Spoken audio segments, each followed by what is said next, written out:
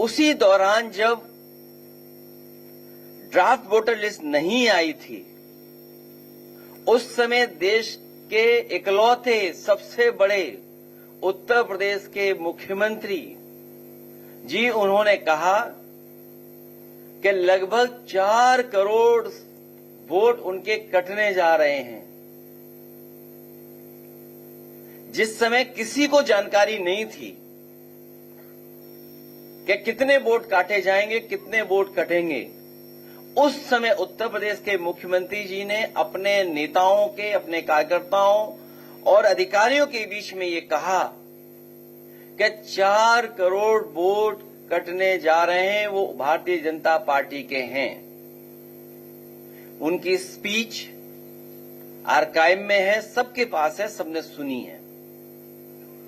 ये बात तो आई, लेकिन उत्तर प्रदेश के कन्नौज के पूर्व सांसद उन्होंने ये कहा कि अभी तो 3 लाख वोट कटे एक जिले में, अभी 2 विधानसभाएं अलग अलग जिले में हैं, उसमें भी हम लोग काटेंगे वोट।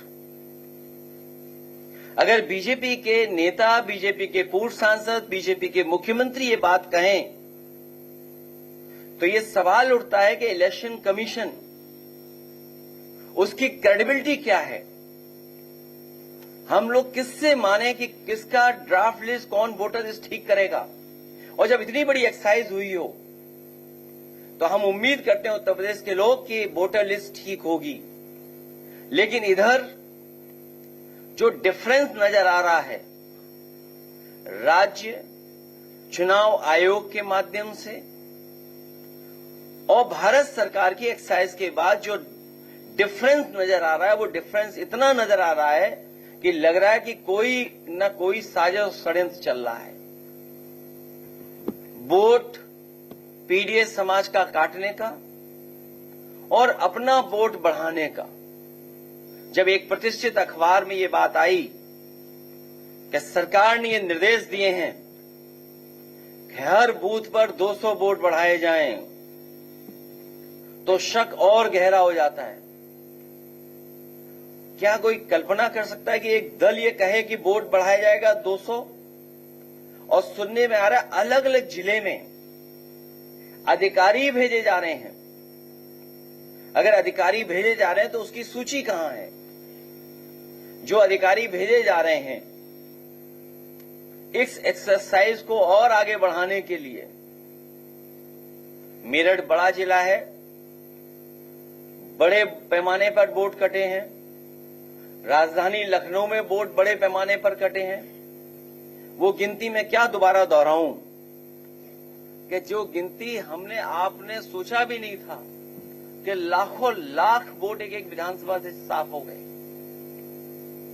वो कई चरणों में वो कविताएं और कहानियां भी सुनने को मिली। एक कौवे वाली सुनने को मिली। कोई एक समझदार कौवा था, वो सुन लेता था, समझ लेता था। कभी पत्थर से भगाने की बात हुई, लाठी से भगाने की बात हुई, बंदूक से भगाने की बात हुई, वो समझ जाता था, वो पकड़ा नहीं जा रहा था, वो चोट नहीं खा पा रहा था। लेकिन जब उसे बताया गया कि मैं लाठी मांगू और तुम 12 बोर बंदूक ले आना, वो कहानी हमने आपने सबने सुनी है। तो जो सोचिए, हम इलेक्शन कमीशन में भरोसा करते हैं, आयोग पर भरोसा कर रहे हैं, और आयोग पे पहली बार सवाल नहीं खड़ा हुआ है। याद कीजिए, बाई इलेक्शन जब हुआ था, यहां रामपुर के लोग होंगे और रामपुर के आसपास के जिले के लोग हैं, हम लोगों ने वो वीडियोस डाले, वो तस्वीरें डाली जिसमें पुलिस वोटर्स को रोक रही थी। किसी पुलिस के अधिकारी पर कार्रवाई नहीं हुई। उसके बाद जो बाई इलेक्शन में हुआ है, शायद दुनिया ने देखा होगा, और मैंने आपके माध्यम से ये अपील की थी कि दुनिया के जितने भी हमारे लोग हैं जो ये समझते हैं कि लोकतंत्र में जो मतदान होता है, जो मतदाता आता है, कितना सुरक्षित है, कितना सुरक्षा के साथ आता है, कि दुनिया देखे कि कैसे वोट पड़ता है यूपी में। उसके लिए आपसे भी अपील की थी और अंतर्राष्ट्रीय प्रेस से भी अपील की थी। बाई इलेक्शन कैसे हुआ था आपने, हमने सबने देखा है। कुंदरकी में पूरा प्राइवेट ड्रेस में अधिकारियों ने मिलकर के वोट डाल लिया, मीरापुर में वोट डाल लिया, कटहरी में वोट डाल लिया। अयोध्या क्योंकि हारे थे, इसलिए अपनी हार को छिपाने के लिए हराना था समाजवादी पार्टी को। तो बाई इलेक्शन हम लोगों ने देखा जहां पर कई बार प्रश्न लगे थे चुनाव आयोग पर। इसलिए हमें उम्मीद है इस बार कि जब इतनी बड़ी एक्सरसाइज हो रही है एसआईआर की, तो जो जेन्युइन वोटर है उसका वोट बनना चाहिए।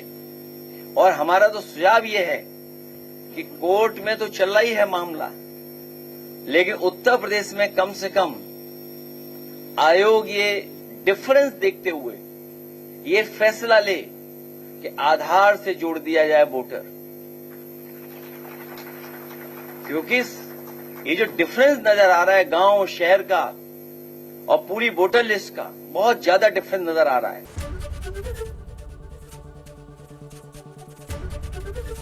एबीपी गंगा, खबर आपकी, जुबान आपकी।